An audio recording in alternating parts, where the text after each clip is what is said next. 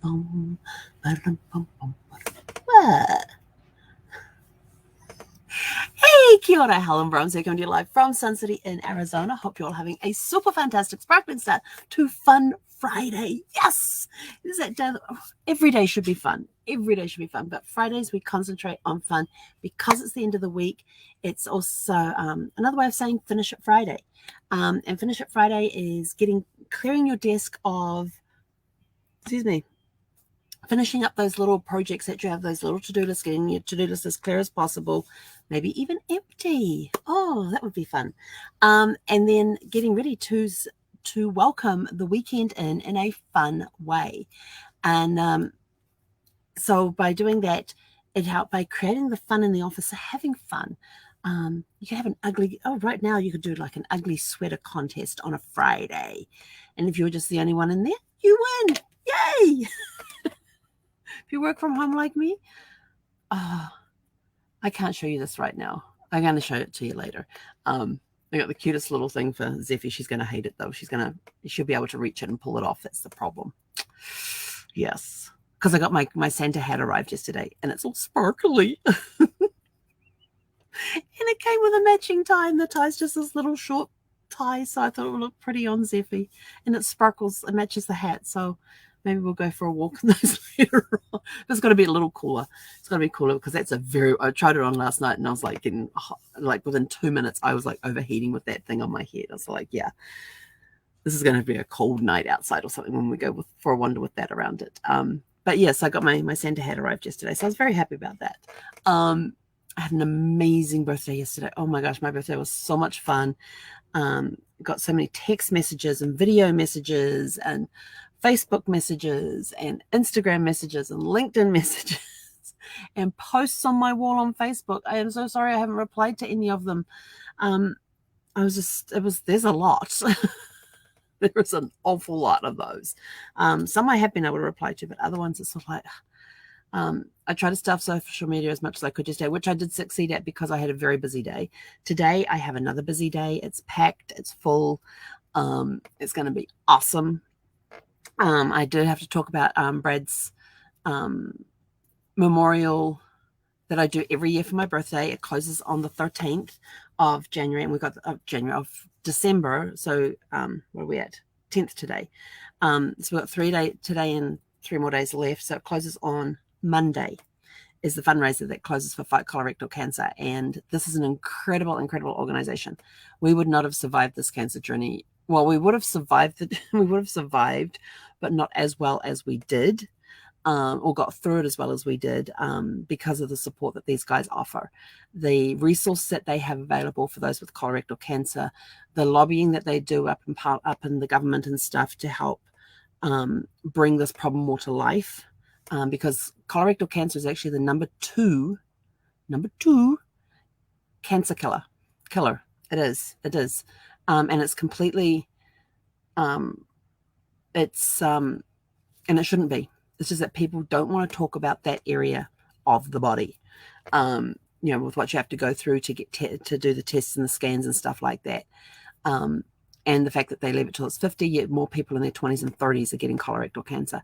And so these guys that fight colorectal cancer are there battling like crazy to get policies changed so that younger people can get what they need, start the screening earlier to prevent it. I know Brad's boys have to start theirs 10 years. They have to take the age that Brad was first diagnosed, and then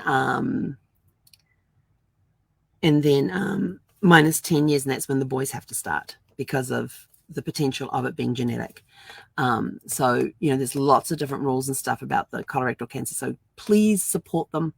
This is my annual fundraising that I do every year in memory of Brad. He fought a valiant fight. He really, really did. Those of you who know Brad know how hard he fought. And I was there fighting right beside him. There was only certain places that I didn't go with him, and that was into the operating theaters when he had to have procedures done. Otherwise, I was there with him in recovery. I was there with him in pre-op. I was at his bedside when he was in hospital. I was at his bedside as much as I possibly could be. I did not stay overnight because we had Gus at the time, but then Gus passed, and after Gus passed, I was like, well, do you want to stay? And I was like, yeah, no. Because I looked at the size bed that I was offered to sleep on. I was like, yeah, it's not going to be comfortable. Plus I had other stuff that I had to do at home too, because I was still running a business during that time. So, and I did a lot of work from beside his bed while he was sleeping. And then I annoyed the crap out of the doctors and the medical staff to make sure he got the treatment he was supposed to be getting and everything else. But that's what you do as a caregiver and as a passionate advocate for them, for your loved ones. Anyway, so if you feel free to feel led to donate, the link is in the description. So all donations are greatly appreciated, and they go directly to fight colorectal cancer, and they will be tagged in memory of Brad. So love that. And I've got a question here from Denise. Love your last name. Any relation to Johann Brahms, the musician? No. That's very simple. That's very easy to answer. That's just a straight no. None whatsoever. It was the Brahms names was actually changed from Abramsovich down to Abrams and then to Brahms. So it's had a few changes over the years. In fact, let's see. They came into the country as Abramsoviches. They changed it to Abrams. And then my father-in-law's father changed it to Brahms when my father-in-law was about 5, I think it was. Yeah, but it was Abramsovich when they arrived in the US. So it's just been over 100 years. Yeah, since they arrived. So a lot of changes. You never know. But a great question. You know, always a great question. If you see somebody's name and it's the same as somebody famous, why not ask them? You know, you never know what you may find in your tree. You never, ever know. I mean, we've uncovered some incredible stories of people being related to historical figures, to historical events that they had no clue about. And that was the coolest part, was being able to give them that news.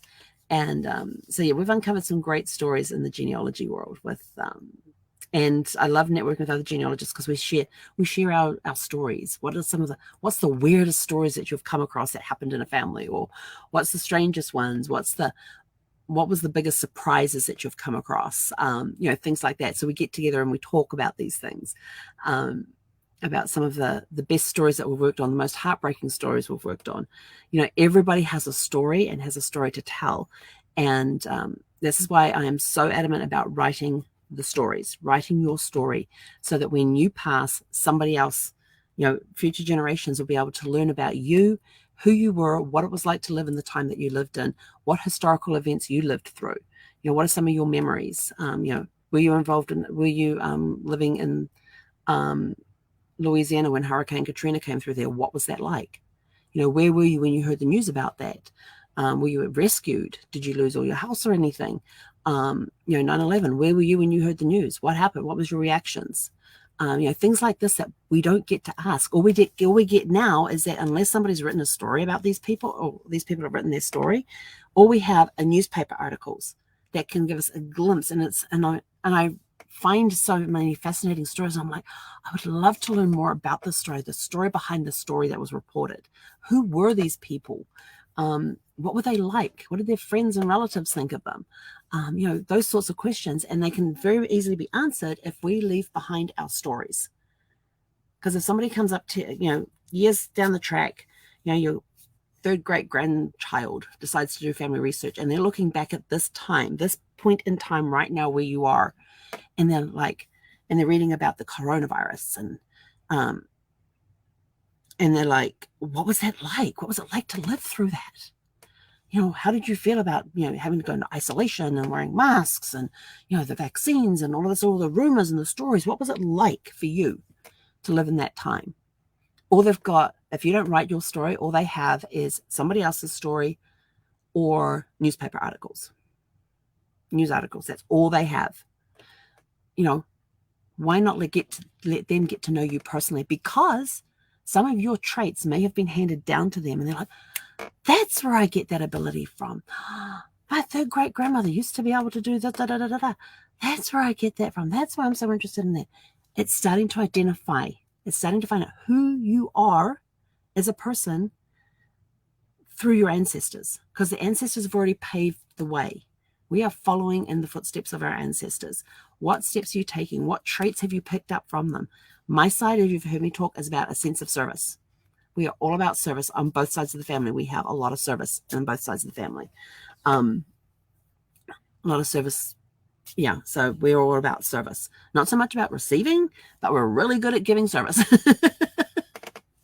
Because and when you go back through the generations and things, and what I know about my personal experience with my grandparents, my aunts and uncles and great aunts and uncles, and my one set of great grandparents that was around, and what I have learned through them, gotten to know them personally and spent time with them and got a feel for who they were, I can now write some of those stories about meeting those people, and my thoughts on them that I can leave for future generations. I have younger cousins who ask me about my grandparents, ask us about our grandparents, their first cousins. And so they came along a lot later, and they came along well after us older ones. And so, of course, they're asking us questions. What was granddad like? What was grandma like? What do you remember? What are some of your favorite stories? They got to miss it. And I think back, I thought, yeah, they really did they did miss a big part of who these people were. And there's just a little bit left. I remember one Christmas, I managed to make it up to Auckland because the family was getting together for Christmas, and I managed to make it up there. And there's this awesome family photograph. My grandfather is sitting there, and he has my cousin in his arms, and she was 24 days old on Christmas Day. She was born on the 1st of December, so she was 24 days old. And all of my cousins are all there. All my aunts and uncles are there. Both my grandparents are there. And that happened to be my grandfather's last Christmas with us. He passed the following June. Was it May, June? Queen's birthday weekend. He passed the following June. And that was our last Christmas with him. And it is such a fantastic photograph. I love that. It's one of my favorite photographs that I have the whole family together on that day. And my cousin, who was 24 days old. I had another set of cousins there who later on they had baby sister join them. So but the whole family, as it was at that point in time, was present for that last Christmas with Granddad. And it was awesome. And my little cousin was, she was 4 at the time. So she didn't get to spend a lot of time with my grandfather. She doesn't have very many memories of him.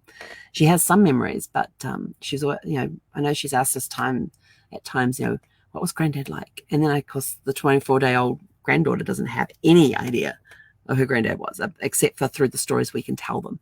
So you've got the older cousins who are telling the younger cousins about their experiences with their grandparents and passing those stories along. So why not write them down? If you think about this Christmas, when your family gets together and you take that family photograph, everybody's there that can be there. Look at the little children. Look at the children in that photograph. What ages are they in that photographs? What memories are they creating? Will they have memories of this Christmas?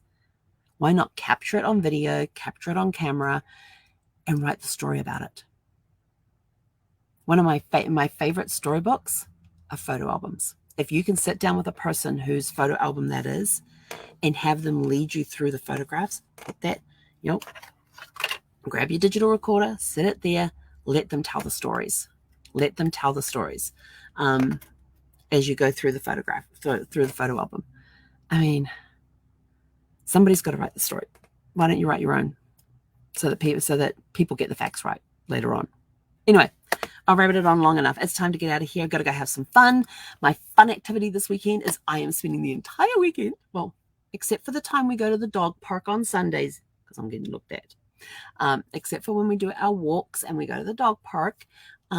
Any other time outside of that, it's a genealogy weekend. Yes, I get to shut down all my tabs except my genealogy tabs. I'll probably open up a whole new window that just has a whole massive tabs up there. And I'm just going to be diving into genealogy this weekend. I've got one that I'm going to be reporting out to this weekend, which is going to be awesome. I can't wait because there's some surprises in there for her. I just got to make sure just got to contact her again to see if we are on for this weekend, because I've got some great surprises in there for her. It's going to be fun. It's going to be fun. I am so looking forward to this weekend. I get to do genealogy all weekend. And because I have so much food left over from my birthday yesterday, I don't have to worry about any food or anything because I was doing a charcuterie board for my birthday. So I still have the cold meats. I still have the cheeses, the pate. What else have I got over there? I finished my red kiwi fruit last night. If you haven't seen that, so I had a piece of apple pie with mascarpone cheese on top and the red kiwi fruit around it. It was really yummy. And those, they wouldn't have lasted to today. So those go very, very fast. Yeah, they were almost at the squishy point. Almost. They were just starting to get squishy. And I was like, yeah, they're not going to last through the night. So I ate the final 3 red kiwi fruit last night. Oh, those were good. Those were good. I read somewhere they're limited time only. And I'm like, oh, please keep them longer. But anyway, I'm out of here. Go have a super fantastic sparkling day. I'm going to go have breakfast while I get some work done. And yeah, I've got a very busy schedule today. I haven't even had breakfast yet. So I'm off to have breakfast. I know it's 10:14 in the morning and I'm off to have breakfast. So have a super fantastic sparkling day. We'll catch you guys back here around 6 p.m. this evening. Hey, konera.